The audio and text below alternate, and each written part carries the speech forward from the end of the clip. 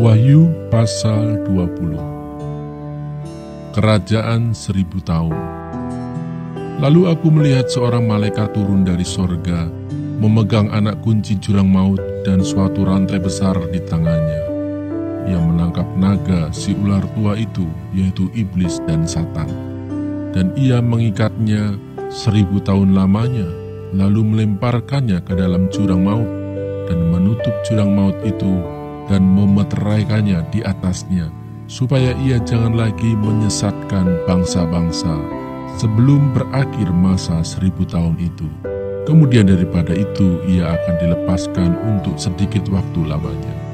Lalu aku melihat tahta-tahta dan orang-orang yang duduk di atasnya. Kepada mereka diserahkan kuasa untuk menghakimi.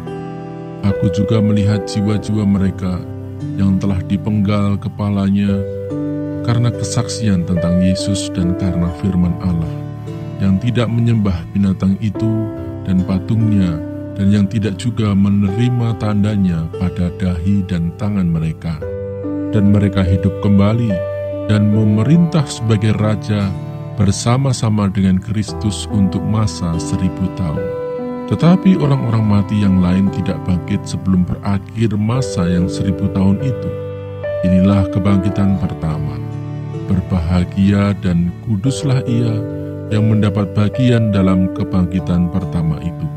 Kematian yang kedua tidak berkuasa lagi atas mereka, tetapi mereka akan menjadi imam-imam Allah dan Kristus, dan mereka akan memerintah sebagai raja bersama-sama dengan dia 1000 tahun lamanya. Iblis dihukum.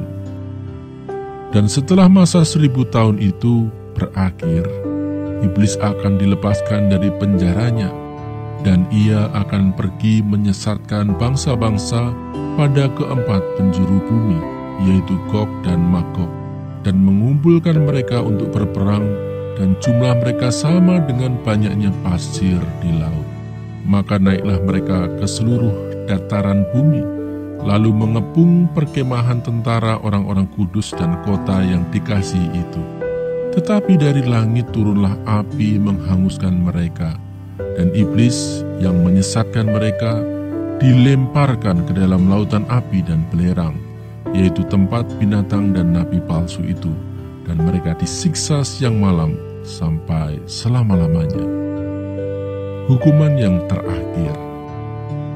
Lalu aku melihat suatu tahta putih yang besar, dan dia yang duduk di atasnya.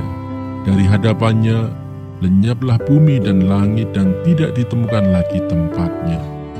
Dan aku melihat orang-orang mati besar dan kecil berdiri di depan tahta itu. Lalu dibuka semua kitab, dan dibuka juga sebuah kitab lain, yaitu kitab kehidupan. Dan orang-orang mati dihakimi menurut perbuatan mereka, berdasarkan apa yang ada tertulis di dalam kitab-kitab itu.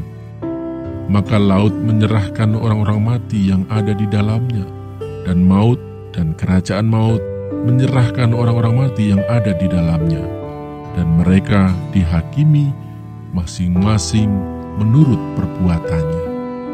Lalu maut dan kerajaan maut itu dilemparkanlah ke dalam lautan api. Itulah kematian yang kedua, lautan api. Dan setiap orang yang tidak ditemukan namanya tertulis di dalam kitab kehidupan itu, ia dilemparkan ke dalam lautan api itu.